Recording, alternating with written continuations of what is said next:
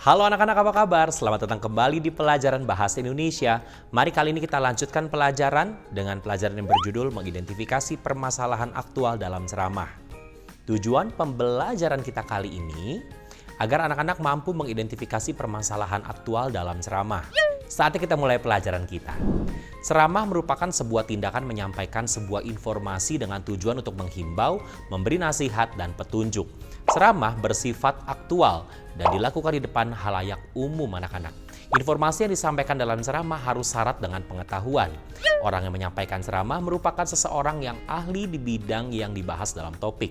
Dan berikutnya kata lain dari ceramah adalah pidato atau khotbah. Contoh topik ceramah aktual tentang moral, tentang nasionalisme, tentang nilai-nilai yang dianut dalam agama, ataupun tentang permasalahan aktual yang sedang terjadi di tengah masyarakat. Sekarang mari kita pelajari unsur-unsur ceramah. Di bagian yang pertama kita punya bagian pembuka. Bagian pembukaan dari ceramah merupakan bagian awal di mana anak-anak dapat menyampaikan ucapan salam, rasa syukur, penghormatan atau sapaan kepada audiens, dan juga pengenalan topik ceramah. Pada bagian pembuka biasanya berisi hal-hal seperti yang pertama, salam pembuka. Umumnya diucapkan dengan kalimat seperti selamat pagi, assalamualaikum, salam sejahtera, dan sebagainya. Lalu berikutnya di bagian pembuka juga menyapa dengan hormat kepada semua orang yang hadir. Misalnya kepada semua orang tua murid yang hadir dan kepada semua siswa yang saya cintai dan sebagainya. Bagian berikutnya adalah bagian isi. Pada bagian isi merupakan bagian inti. Anak-anak dapat menyampaikan pembahasan mengenai topik ceramah yang akan disampaikan secara lebih terperinci. Pada bagian isi berisi hal-hal seperti yang pertama topik ya. Misalnya pada kesempatan ini izinkan saya berbicara tentang. Lalu berikutnya materi ceramah yang berkaitan dengan topik yang akan dibawakan dan juga kesimpulan dari isi ceramah. Terakhir bagian penutup anak-anak. Bagian penutup ceramah merupakan bagian akhir di mana anak-anak dapat menyampaikan kalimat penutup, memanjatkan doa dan juga salam penutup. Di bagian penutup ini biasanya isinya seperti ini anak-anak ya. Berupa ajakan, himbauan atau nasihat untuk melakukan sesuatu, atau salam penutup misalnya, kiranya kita semua diberikan kesehatan, selamat pagi, selamat beraktivitas, Tuhan memberkati, wassalamualaikum warahmatullahi wabarakatuh, dan lain sebagainya. Nah, berikutnya mari kita pelajari ciri-ciri ceramah ya anak-anak ya. Perlu diketahui apa saja yang merupakan ciri-ciri dari sebuah ceramah agar dapat diidentifikasi sebagai sebuah ceramah. Yang pertama, sebuah ceramah umumnya memiliki 3 unsur bagian yang terdiri dari pembuka, isi, dan penutup. Tadi sudah kita bahas ya. Berikutnya, ceramah yang biasanya kebanyakan berisi tentang sebuah nasihat atau petunjuk. Maka ceramah hendaknya dilakukan oleh seseorang yang paham dengan agama atau bidang yang berkaitan dengan apa yang akan disampaikan.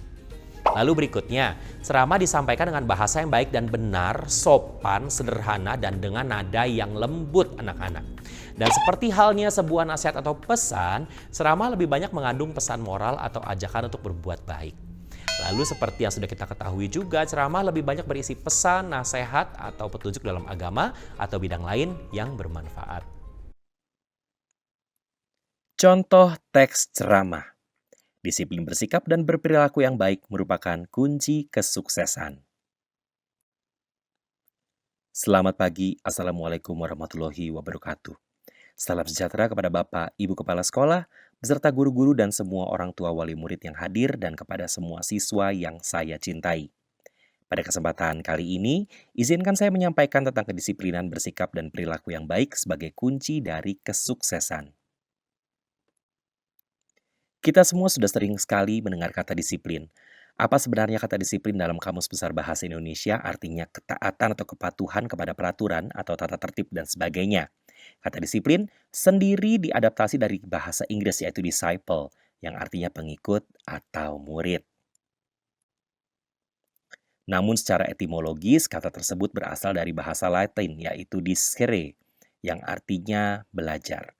Disiplin sendiri dapat juga diartikan sebagai suatu bentuk tindakan perbuatan yang mematuhi suatu aturan atau nilai-nilai yang dianggap sebagai bentuk dari rasa tanggung jawab dengan tujuan untuk memperbaiki kebiasaan seseorang dalam mencapai suatu tujuan yang ingin dicapai. Disiplin sendiri tidak pernah lepas dari sikap dan perilaku yang baik dalam tindakannya. Hal ini tidak bisa muncul secara otodidak, tetapi memerlukan sebuah kebiasaan yang memang harus tertanam sejak usia dini. Disiplin serta bersikap dan berperilaku yang baik bisa dimulai dari rumah, dengan sendirinya akan menjadi suatu kebiasaan yang akan terbawa hingga ke sekolah, lingkungan tempat bergaul, maupun dalam keluarga itu sendiri. Kebiasaan seperti ini tentunya sangat positif. Sikap dan perilaku yang baik bisa dimulai dari siswa kepada orang tua maupun anggota keluarga lainnya di rumah. Disiplin berperilaku dan bersikap yang baik kepada guru-guru serta teman-teman di lingkungan sekolah maupun di lingkungan tempat mereka bergaul. Kita sering mendengar kata sukses. Akan tetapi ukuran sukses bagi setiap orang punya ukuran serta pandangan yang berbeda.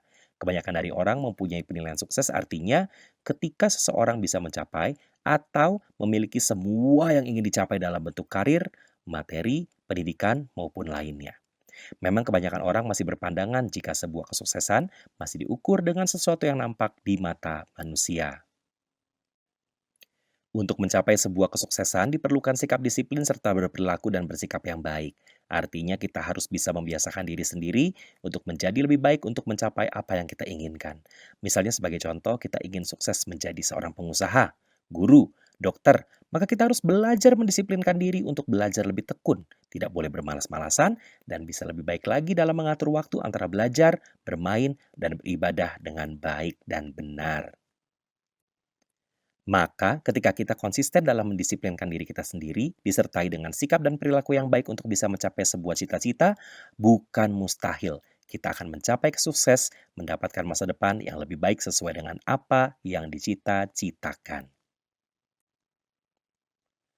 Mencoba untuk belajar merubah kebiasaan sikap dan perilaku sehari-hari dari yang tidak terkontrol menjadi lebih terkontrol atau terorganisir memang tidaklah mudah. Akan tetapi, jika kita tidak berusaha keras untuk belajar berubah untuk bersikap disiplin, serta bersikap dan berperilaku yang baik dalam keseharian kita, maka kata sukses itu akan terkesan sulit untuk dicapai. Memang diperlukan sebuah pengorbanan untuk mencapai suatu tujuan agar bisa menikmati sebuah kesuksesan. Kembali lagi, jika kunci dari kesuksesan itu sendiri adalah mendisiplinkan diri sendiri, serta bersikap dan berperilaku yang baik menjadi lebih baik lagi demi mencapai sebuah impian yang menjadi cita-cita di masa depan. Sudah sepantasnya kita sebagai makhluk Tuhan memahami aturan alam. Ketika kita mempunyai cita-cita mencapai sebuah kesuksesan, maka sudah sepantasnya belajarlah untuk disiplin dalam melakukan ibadah, disiplin dalam di lingkungan rumah dengan taat dan hormat kepada kedua orang tua. Disiplin di lingkungan sekolah dalam hal mematuhi semua peraturan sekolah salah satunya dengan belajar dengan tekun.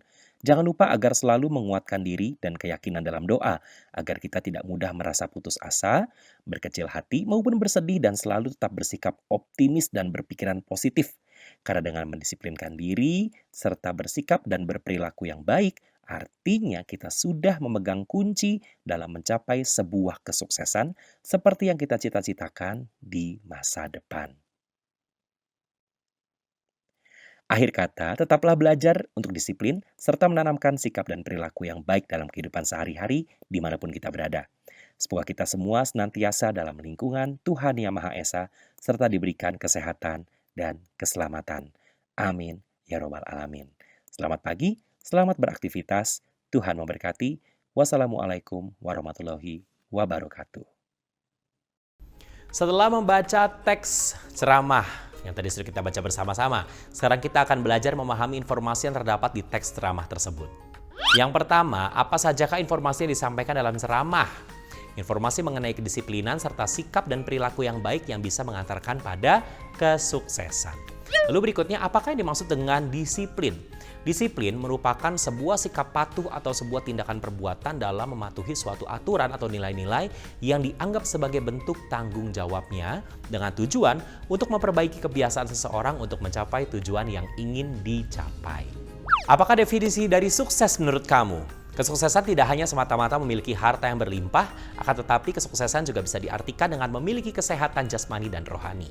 Lalu berikutnya, bagaimana cara agar bisa mencapai sebuah kesuksesan? Dalam mencapai sebuah kesuksesan, sangat diperlukan sikap disiplin serta sikap dan perilaku yang baik dalam keseharian. Yang artinya kita harus merubah kebiasaan buruk diri sendiri agar bisa menjadi lebih baik demi mencapai kesuksesan. Kesimpulan apakah yang bisa diambil dari ceramah tadi anak-anak? Kedisiplinan serta bersikap dan berperilaku yang baik haruslah diterapkan dalam kehidupan sehari-hari di semua segi kehidupan kita agar bisa mencapai kesuksesan yang dicita-citakan. Anak-anak, kita sudah menyelesaikan pelajaran kita kali ini, pelajaran yang berjudul mengidentifikasi permasalahan aktual dalam ceramah. Kita akan bertemu lagi di pelajaran berikutnya. Jangan lupa kerjakan latihan yang ada dalam buku kegiatanmu. Sampai jumpa.